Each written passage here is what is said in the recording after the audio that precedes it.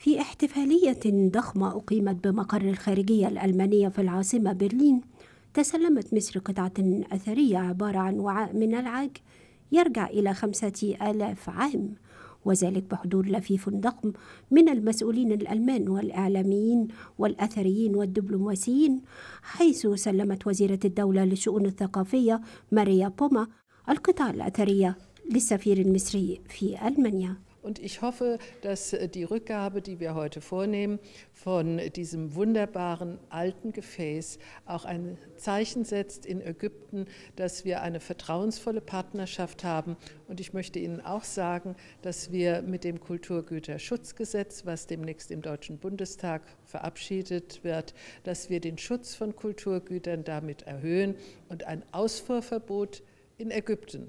Das bedeutet dann auch ein Einfuhrverbot in Deutschland.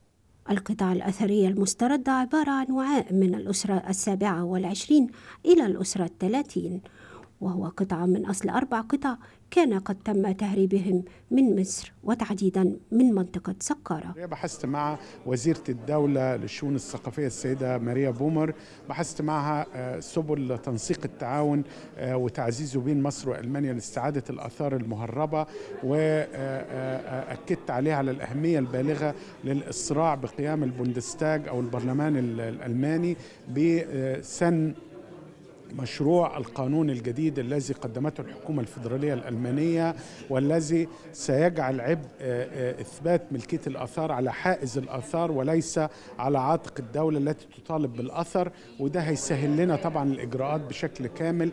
وبعد ماراثون طويل من التقاضي استطاعت مصر الحصول على القطعة الأثرية بعد أن حكمت المحكمة في الاستئناف بأحقية مصر لامتلاك القطعة. Diese rechtliche Einschätzung der archäologischen, der kunsthistorischen Betrachtung dieses Objekts konnte erst im zweiten Schritt, im zweiten Verfahren vorgenommen werden, und deswegen hat das so lange gedauert. وتواصل سفارات مصر بالخارج بالتعاون مع وزارة الآثار بتطبيق خطة الدولة باستعادة كافة الآثار المهربة من مصر. هذا وتعكف الحكومة الألمانية على إصدار تشريع يقع بموجبه عبء إثبات الملكية على حائز القطعة الأثرية وليس على الدولة التي خرج منها الأثر، مما يعكس مدى تفهم الحكومة الألمانية إلى إصرار مصر على استعادة كافة الآثار التي خرجت من مصر بطريقة غير مشروعة. من داخل الخارجية الألمانية، إيمان البكري، التلفزيون المصري، برلين.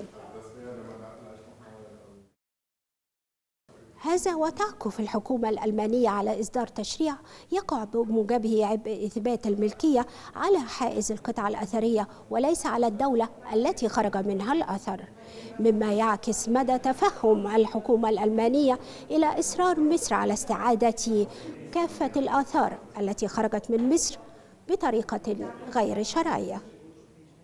إيمان البكري، النيل للأخبار، برلين.